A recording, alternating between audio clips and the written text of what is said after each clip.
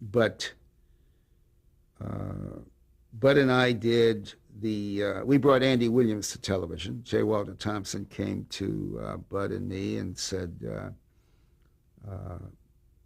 we think Andy Williams might make a television star, but he's too uptown. A fellow by the name of Dan Seymour, who ran J. Walter Thompson at that time, said he's really uptown. Can you bring him downtown? He was a singer, we should explain.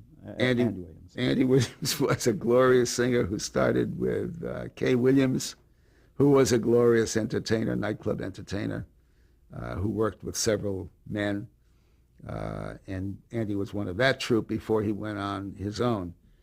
And Andy Williams did indeed become a major television star with his own variety show. We made it, or were credited with making a transition from this uptown, in Dan Seymour's word, image. We I think, started the thrust stage and sat him on a stool and put him in a sweater. And this was all to try to, I don't remember whether we thought Andy Williams was too uptown for a mass audience, but we certainly listened to Dan Seymour, and we created this image. And we also used his hometown. He came from Wall Lake, Iowa, and we created around him a coterie of players that were terribly funny. There's some stories involving that. I don't know whether you want to get into that. Some of those players become famous? Well, yes, but not in terms of this audience. I would have to explain who Marion Mercer is, like Myrna Loy and others. And but Andy Williams is a totally different type personality than Tennessee Ernie Ford. Oh, yes. Andy Williams had a big, glorious voice.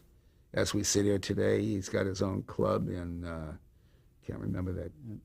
Missouri. In Missouri, yeah. He's got his own Andy Williams Theater, and he performs 8 times a week. And so his career is still going strong.